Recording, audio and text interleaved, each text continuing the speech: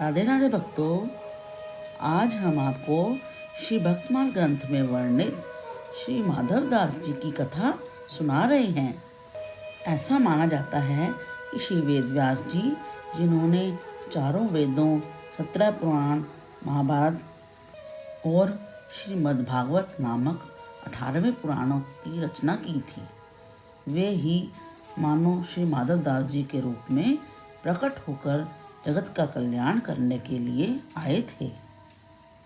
यदि आपको भगवान के भक्तों की कथाएं अच्छी लगती हैं तो जल्दी से इस चैनल को सब्सक्राइब कर लीजिए और कथा पसंद आने पर लाइक भी कीजिए। भगवान के भक्तों की अजीब अजीब कथाएं सुनकर हमारे रोंगटे खड़े हो जाते हैं और हमें भी हमारे जीवन में उनसे प्रेरणा मिलती है। श्री माधव दास जी कान्य कुब्ज ब्राह्मण थे। गृहस्थ आश्रम में इन्होंने अच्छी धन संपत्ति कमाई थी और बड़े ही विद्वान तथा धार्मिक भक्त थे। इनके इष्ट श्री जगन्नाथ भगवान थे। ये वैराग्य की सीमा थे। इनका हृदय करुणा रस से सदा सरोबार रहता था। इन्होंने सब ग्रंथों के तात्पर्य को खोज खोज कर उनका अर्थ बोलचाल की भाषा में विस्तार से वर्णन किया है। जब माधव दास जी की धर्मपत्नी स्वर्ग लोक को सिधार गई, तब इनके हृदय में संसार से सहसा वैराग्य उत्पन्न हो गया और घर छोड़कर जगन्नाथपुरी का रास्ता पकड़ा। वहां पहुंचकर समुद्र के किनारे एकांत स्थान में पड़े रहे और अपने को भगवत ध्यान में तल्लीन कर दिया और ऐसे ध्यान मग्न हुए कि इन्होंने अन्न जल की भी सुध नहीं रही। इस प्रकार जब बिना अन्न जल इनको कई दिन बीत गए, तब दयालु श्री जगन्नाथ जी ने लक्ष्मी जी को आज्ञा दी कि आप स्वयं उत्तम से उत्तम भोग स्वर्ण थाल में रखकर मेरे भक्त माधव के पास पहुंचा दें। लक्ष्मी जी प्रभु की आज्ञा पाकर स्वर्ण थाल सजाकर माधव जी के पास गई और थाल रखकर चली गई। जब माधव दास जी का ध्यान समाप्त हुआ, तब वे स्वर्ण का थाल देखकर भगवत कृपा का अनुभव करते हुए आनंद अश्रु से बहाने लगे। भोग लगाया, प्रसाद पाकर थाल को एक ओर रख दिया, फिर ध्यान मग्न हो गए। इधर जब भगवान के पट खुले, तब पुजारियों ने सोने का एक थाल ना देखकर बड़ा शोर मचाया। पूरी भर में तलाशी होने लगी। ढूंढते ढूंढते थाल माधव जी के पास पड़ा पाया गया। बस फिर क्या था, माधव दास जी को चोर समझकर उन पर चाबुक पड़ने लगे। रात्रि में पुजारियों को भगवान ने स्वप्न में कहा, मैंने माधव जी की चोट अपने ऊपर ले ली है। अब मैं तुम्हारा अनिष्ट कर दूंगा, नहीं तो चरणों में पड़कर अपने अपराध क्षमा करवा लो। बेचारे पांडे दौड़ते दौड़ते माधव दास जी के पास पहुँचे, उनके चरणों पर जाकर गिर गए। माधव दास जी ने तुरंत क्षमा प्रदान कर उन्हें निर्भय किया।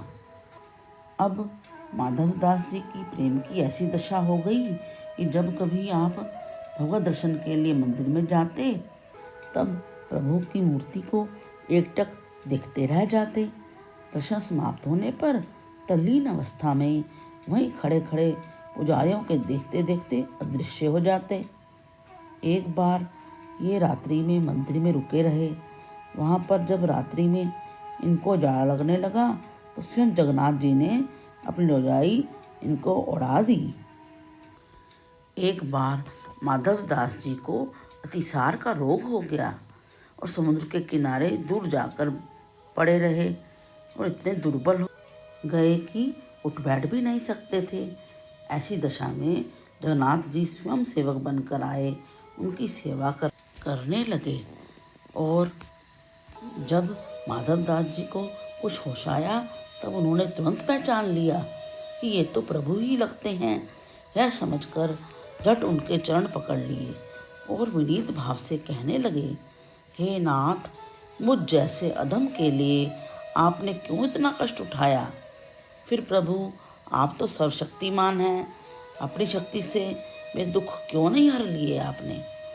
वृथा इतना परिश्रम किया। भगवान कहने लगे, माधव, मुझसे भक्तों का कष्ट नहीं देखा जाता, इसी कारण तुम्हारी सेवा मैंने स्वयं की। तुम जानते हो कि प्रारब्ध भोगने से ही नष्ट होता है। ये मेरा ही बनाया हुआ नियम है, इसे मैं कैसे तोड़ सकता हूँ। इसलिए केवल सेवा करके ही प्रारब्ध भोग भक्तों से करवाता हूँ और उसकी सत्यता संसार को भी दिखलाता हूँ। भगवान यह कहकर अंतर्ध्यान हो गए। श्री माधवदास जी भिक्षा मांगकर भोजन करते थे। एक दिन भिक्षाटन करते हुए वे एक गृहस्थ के घर पर गए और भिक्षा के लिए आवाज़ लगाई तो घर की मालकिन ने खींचकर चूल्हा पोतने का कपड़ा इनकी ओर फेंक दिया। उन्होंने उस कपड़े को धोकर साफ किया, उसकी बत्तियां बनाई और घी में डुबोकर भगवान के समक्ष दीपक जलाया। इससे उस महिला का अज्ञान अंधकार नष्ट हो गया। एक बार एक पंडित जी शास्त्रार्थ के द्वारा दिग्विजय करते हुए जगन्नाथपुरी आए और माधवदास जी से शास्त्रार्थ करने का हठ करने लगे। भक्तों को शास्त्रार्थ निरर्थक प्रतीत होता है, अतः माधवदास जी ने एक पत्र पर यह लिखकर हस्ताक्षर कर दिए कि माधव हारा और पंडित जी जीत गए।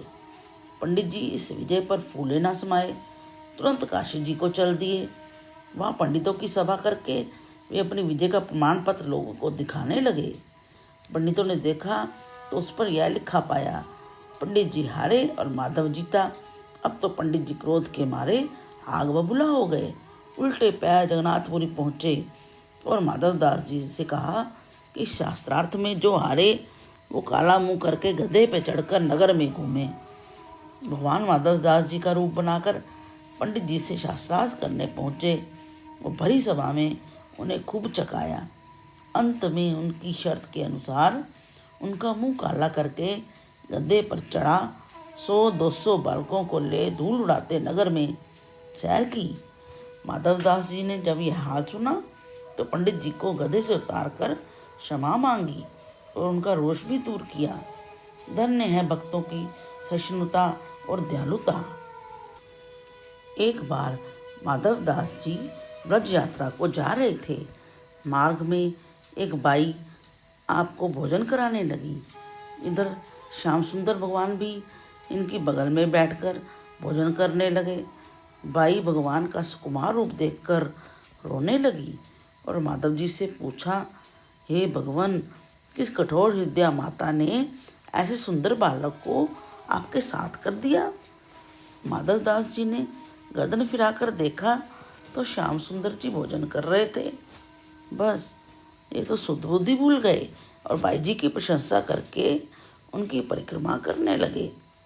उसके भक्ति भाव और सौभाग्य की सराहना करके वहाँ से विदा हुए। श्री माधवदास जी वहाँ से आगे चले और एक दूसरे गांव में पहुँच गए जहाँ पर एक वैश्य भक्त रहता था। परंतु संयोग की बात है, वह भक्त किसी और के घर गया था।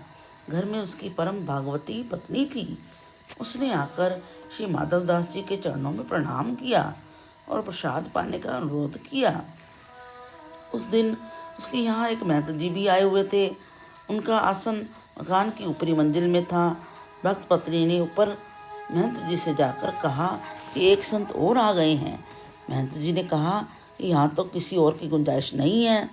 तब तो वह घबराई हुई नीचे आई और श्री माधवदास जी से बोली, मैं सीधा सामान दे देती हूँ, आप कृपा करके रसोई बना लीजिए। उन्होंने कहा, यदि तुम्हें कुछ खिलाने का ही आग्रह है तो जो भी बना बनाया सामान हो वही लाओ। तब उस भक्ता ने उन्हें खूब अच्छी तरह से उटाया हुआ दूध पिलाया। इस प्रकार उसकी अभिलाषा पूर्ण हो गई। चलते समय उन्होंने कहा कि भक्त जी आए तो कह देना कि जगन्नाथ जी माधवदास जी आए थे। भक्त पत्नी को अपना परिचय देकर श्री माधवदास जी वहाँ से उठकर चल दिए। इनके जाने के थोड़ी ही देर बाद वह महाजन भक्त घर पर आया। तब उसकी पत्नी ने श्री माधवदास जी का नाम सुनाया। यह सुंदर एवं शुभ समाचार सुनते ही महाजन भक्त दौड़ पड़े। इनके साथ ही वे महंत जी भी दौड़ पड़े। दोनों ही जाकर श्री माधवदास जी के चरणों में लिपट गए। श्री माधवदास जी भी उनसे बड़े सुखपूर्वक मिले। श्री माधवदास जी ने भक्त दंपत्ति की संत निष्ठा की बड़ी बड़ाई की। महंत जी ने अत्यंत दीन होकर कहा कि मैंने आपका अनंत अपराध किया है, मैं कैसे दूर होगा। श्री माधवदास जी ने कहा कि जब तक जियो तब तक संतों की शीत प्रसादी सेवन करो, अपराध छूटने का यही अमोघ उपाय है। घर चलने का आग्रह करने पर श्री माधवदास जी ने महाजन भक्त से कहा कि लौटते समय पुनः मिलूंगा, और श्री वृंदावन चले गए।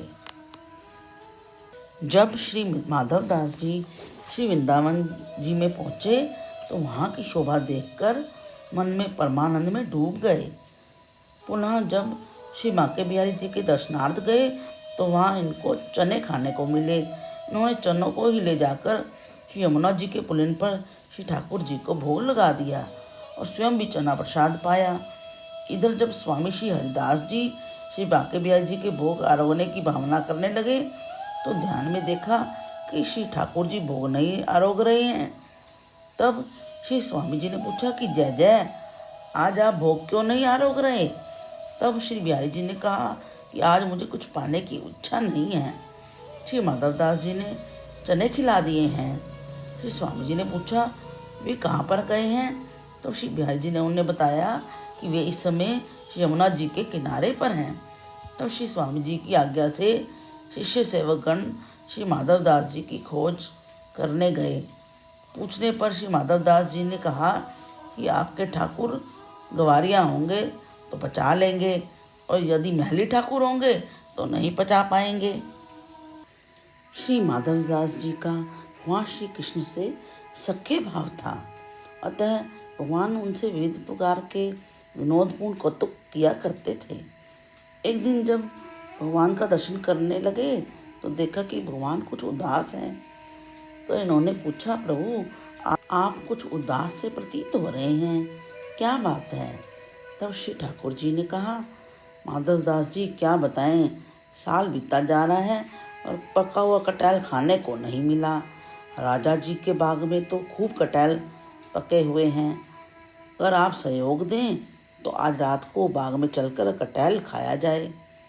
तब इन्होंने कहा, बचपन में तो मुझे पेड़ पर चढ़ने का अभ्यास था, अब तो मैं बूढ़ा हो गया हूँ, मेरे हाथ पांव भी हिलते हैं, पेड़ पर चढ़ने में मुश्किल होगी। श्री बलराम जी भी इसी विनोद में रस ले रहे थे। उन्होंने कहा, माधवदास जी हम चढ़ने में सहायता कर देंगे, आपको कोई कठिनाई नहीं होगी। अब तो बात तय हो गई। श्री कृष्ण बलराम जी और माधवदास जी आधी रात में चुपचाप राजा जी के बाग में घुस गए। श्री बलराम जी ने सहारा देकर माधवदास जी को पेड़ पर चढ़ा दिया, और माधवदास जी बड़े और खूब पके फल देखकर उन्होंने कई कटहल नीचे गिरा दिए। अब तो दोनों भाइयों ने खूब जी भर कर कटहल खाए। उधर फलों के गिरने की आवाज़ सुनकर बाग के माली जग गए और आवाज़ की दिशा में लाठी लेकर दौड़े। उन्हें आते देखकर कृष्ण बलराम जी तो भाग गए, पर बेचारे माधवदास जी रंगे हाथों पकड़ लिए गए। मालियों ने रात्रि को अंधेरे में पहचाना नहीं और खूब डंडे की मार लगाई, रात भर बांध कर भी रखा। प्रातःकाल सैनिकों ने बंधी हुई अवस्था में ही राजा के सम्मुख दरबार में पेश कर दिया। राजा ने उनको देखते ही पहचान लिया और पृथ्वी पर गिर पड़े और साष्टांग दंडवत करने लगे और मालियों द्वारा किए अपराध के लिए क्षमा मांगने लगे और मालियों को दंड भी देना चाहा। पर इस पर श्री माधवदास जी ने कहा कि राजन, मालियों ने तो अपने कर्तव्य का अच्छे प्रकार से पालन किया है, इन्होंने कोई अपराध नहीं किया है, इन्हें पुरस्कार देना चाहिए। राजा ने आपके अनुसार मालियों को 12 बीघे जमीन का पट्टा पुरस्कार स्वरूप दे दिया। इसके बाद आधी रात में बाग में आने का कारण जानना चाहा। तब माधवदास जी ने उन्हें सारी बात बता दी तो राजा तो भाव विभोर हो गए। उन्होंने कहा, मैं तो बहुत धन्य हो गया कि आप मेरे बाग में आए और भगवान भी मेरे बाग में आए। अब यह बाग आपकी ही सेवा में प्रस्तुत है। यह कहकर राजा ने ताम्रपत्र पर लिखकर बाग को श्री ठाकुर जी के चरणों में समर्पित कर दिया। इस प्रकार माधवदास जी के अनेक चरित्र हुए हैं। यदि आपको यह कथा पसंद आई है तो जल्दी से लाइक का बटन दबाएं और अपने मित्रों के साथ शेयर भी कीजिए। हरे कृष्ण कृष्ण कृष्ण हरे हरे, हरे राम राम राम हरे हरे।